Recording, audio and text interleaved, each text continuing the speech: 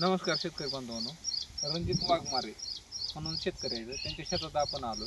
तरी आपण जी परवा एक व्हिडिओमध्ये म्हटलं होतं की यावर्षी दुसरं टॉपिंग लवकर का घ्यावं, तर त्याचं कारण काय झालं ते यावर्षी जर बघितलं तर पाऊस जास्त झाल्यामुळे जी पेऱ्यातलं अंतर आहे ती अत्यंत जास्त आहे. त्याच्यामुळे जर इथं आता समजा 5 पानं आहेत आणि इथून जर आपण जास्त पानं घेतली तर त्याची काडीची लांबी साधारणतः 1.5 फुटाच्या आसपास जाईल 9 डोळ्याला. त्याच्यामुळं आपण आणि दुसरी गोष्ट जी पहिला टप्पा आपला जो झाला आहे तयार पहिली सपकेन ती अगदी ढगाळ वातावरणामध्ये पहिलं 7-8 दिवस गेलेत आपलं 12 दिवसाच्या आसपास कमी टेम्परेचरमध्येच आपलं गेलं. त्याच्यामुळं आपल्याला यावर्षी जो पर्याय आहे तो यावर्षी आपण काय करणार आहे तर इथं आता समजा ही 6 पानं आहे ती, तर इथून आपण 3 पानावर टॉपिंग घेतलं असं तर ही आखूड पानाचं टॉपिंग तयार होईल. आणि जी खुडा येणार आहे परत जे आपण खुडा काढतो त्याला सरळ वर 4-5 पानं वाढवून घेऊ आणि ह्याला चिटकून जरी छाटलं तर 6-3-9 पानावर आपली छाटणी पण होईल आणि आखूड पेऱ्याचं अंतर मिळवण्यासाठी आपल्याला त्याची मदत होईल.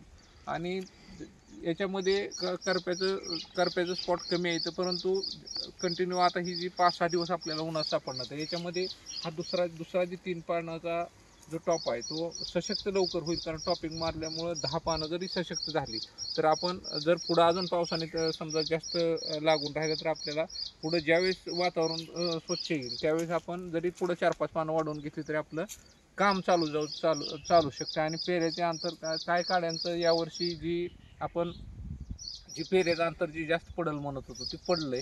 त्याच्यासाठी त्याच्यावर पण मार्ग मिळेल आणि दोन आपल्याला टायगर बर्ड मिळतील त्याच्यामुळं. आणि त्याच्यामुळं घड निर्मितीला अडचण येण्याची शक्यता फार कमी आहे. आणि ह्या प्लॉटकडे जर बघितलं तर एकदम हलदी असा प्लॉट आहे. जर आपण बघितलं तर साधारणतः 5-5 इंचाची पिरी आपल्याला दिसते इथं.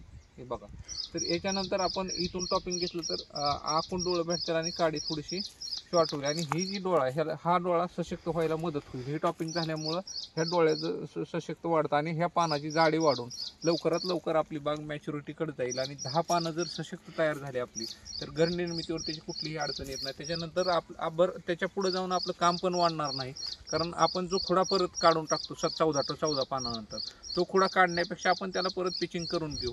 त्याच्यामुळं लवकरात लवकर बाग पण तयार होईल आणि पेऱ्यातलं अंतर पण कमी राहायला मदत होईल. असं या वर्षीचं एकंदरीत घड निर्मितीला ह्या आता गेल्या 4 दिवसापासून ऊन आहे आणि पुढचं जी 4 दिवस ऊन दाखवतंय त्याच्यामध्ये आपला दुसरा टप्पा सशक्त तयार होऊन निघला पाहिजे आणि त्याची आपण काळजी घेऊ.